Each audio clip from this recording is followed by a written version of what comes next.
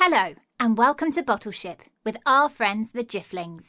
If you enjoy the show, please leave a review and share the podcast with your friends. And stay tuned to the end of the show when the Jifflings will read out some of your reviews. Who knows, we might even read out your review. And now it's time for today's episode, the Dinosaur's Salad Tongs. In your world, things are important. But what about the things that aren't important anymore?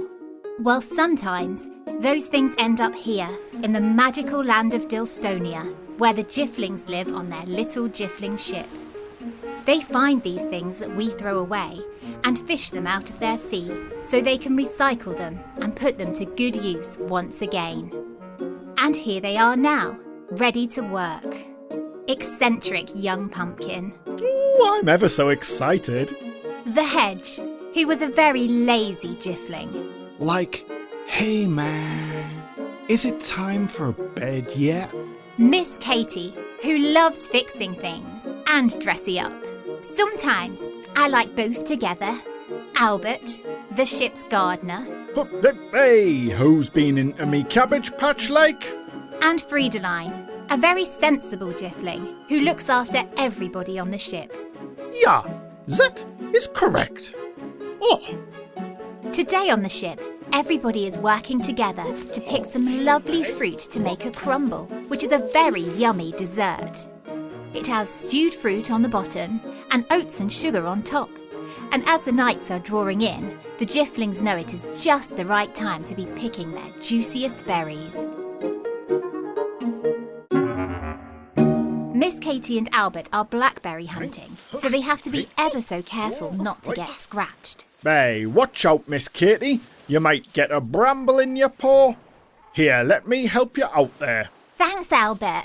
These blackberry bushes are definitely a bit spikier than your cabbage patch. How many blackberries do you think we've picked now? Enough to fill up the donkey's bucket and the witch's cauldron. It'll be the tastiest crumble ever. Oh yes, Miss Katie, I'm sure it will. And how brilliant of you to be reusing some of the other objects you found to carry your blackberries in. Yeah! In the far corner of Albert's garden, Friedeline and Young Pumpkin were kneeling down in the mud, which Young Pumpkin was enjoying enormously. But Friedeline, not quite so much. Young Pumpkin, you keep flicking the rhubarby dirt every time you pick the rhubarb out of the ground. I have the mud in my hair and on my little Jiffling paws, and even on my tumbly tummy. Oh, sorry, Friedeline, but I do love rhubarb. I love gathering rhubarb, and I love rhubarb crumble. Rhubarb is the best. Well, we now have 10 sticks of rhubarb, which is certainly enough. And if Miss Katie and Albert have finished too, then we can start to make our delicious crumble. All we need now are Hedge's apples. Oh dear, whatever is that sound? The Jifflings all put down their garden tools and headed over towards their favourite apple tree. At the bottom of the tree was a big bowl, and inside of the bowl was 1, 2, 3 apple cores, but not a single whole apple. Hedge, we finished gathering our fruit. What are you doing up there? I'm just picking the apples, man. Hey, those apples aren't supposed to be eaten before you cook them, but they're just so juicy and ripe and Hedge, we have many rhubarb and many blackberries, but not one single apple for our crumble. Hurry, Jiffs. That sound means an object which has been lost or thrown away on Earth has found its way into your net.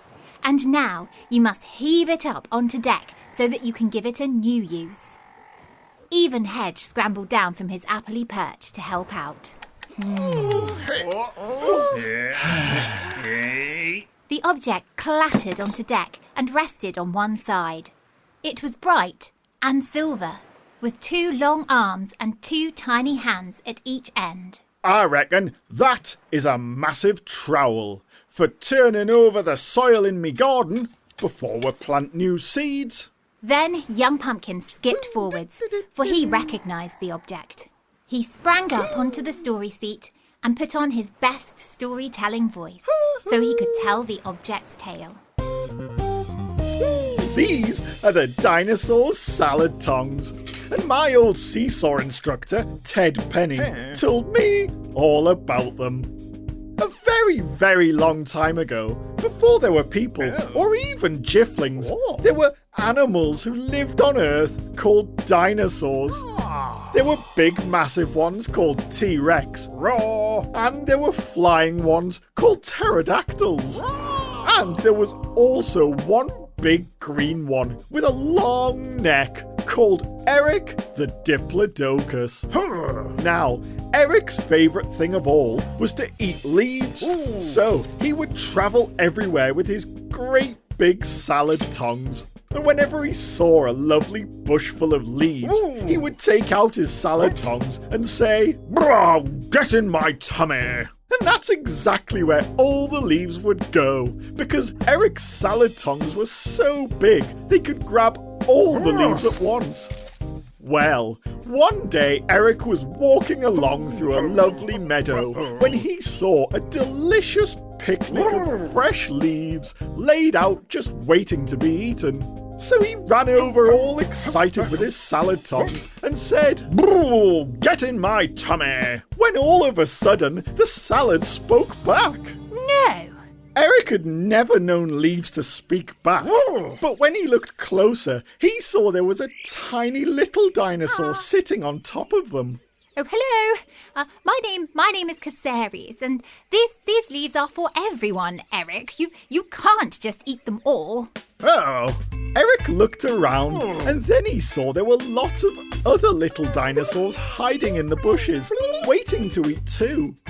Then he realised that maybe he'd been taking more than his fair share of leaves. Oh, I'm sorry. I have been quite greedy, haven't I? I shall go away with nothing in my tummy. But as Eric turned to leave, Caceres had an idea. Wait, Eric. We'd love you to join us for lunch, just without your massive salad tongs.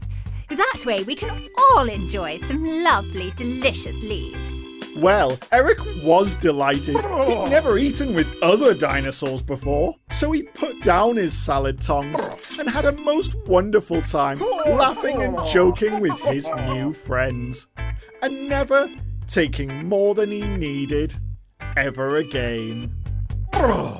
And now, because the big dinosaur forgot about the salad tongs, they have ended up here. Aye. And now we have to use them again. Indeed you must, Albert, just like you always do. But how could you put these to use? We could use them as a bird perch, so all the seabirds can rest their tired wings. That did sound wonderful. But then Hedge stepped forward, for he knew how the object could help all of the Jifflings. Like, why don't I use the tongs to grab all the apples off the tree? It'll take me half the time, and then we can add them to our fruity crumble pudding. Oh yes, Hedge, that will work perfectly. So all the other Jiffs helped to prepare the blackberries and the rhubarb, whilst Hedge used the tongs to reach up into the highest branches and bring down lots more lovely apples. And as they worked, Hedge and Albert sang a special cooking song.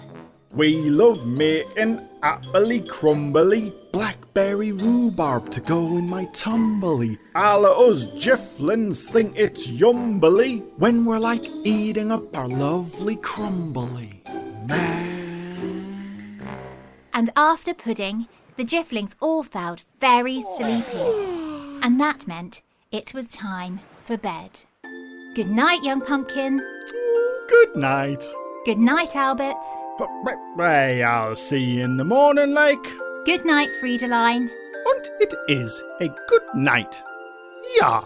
Good night, Miss Katie. Night-night. Good night, Hedge. Hedge? Oh, I think the Hedge is asleep already. And goodbye to you too, wherever you are. Maybe next time you see a thing that you might throw away, you'll stop and see if you can use it again, just like our friends the Jifflings. And maybe the thing you use again will have a story to tell too. Goodbye. Thank you for listening to Bottleship. We'll have a new episode up every 2 weeks. For all the parents listening, if you'd like to, you can donate to the show at patreon.com/Bottleship. And for all the children listening, if you enjoyed the show, please leave a review and share the podcast with your friends. We've had some lovely reviews this week, haven't we, Jifflings? Oh yes, like this one from Canada. It says, "Hi, I'm Fiona, and I have a brother named Lachlan. We both love your podcast. I don't have a favourite Jiffling because they're all so funny. I'm always so curious to hear what they will use the item for. I can't wait to hear more episodes. We listen to them at bedtime." Like, thank you, Fiona and Lachlan. That is a totally nice review, man. Yeah, and so is this one from the United States of America. It says, "Hi, my name is Emmy, and I love your podcast so much. It is so funny. Keep the episodes coming. Thank you." Well, thank you very much, Emmy. What a lovely review. Thanks, Emmy. And we'd like to say a big thank you to everyone who left us a review. We love to hear what you think, and we read every single one. Yes, thank you very much. And thank you to everyone who listens to Bottleship. We really are very grateful. And if you like listening to stories, why not check out our sister podcast, Storytime, for children of all ages. Thanks again, and we'll bring you more exciting adventures with our friends the Jifflings very soon. Goodbye.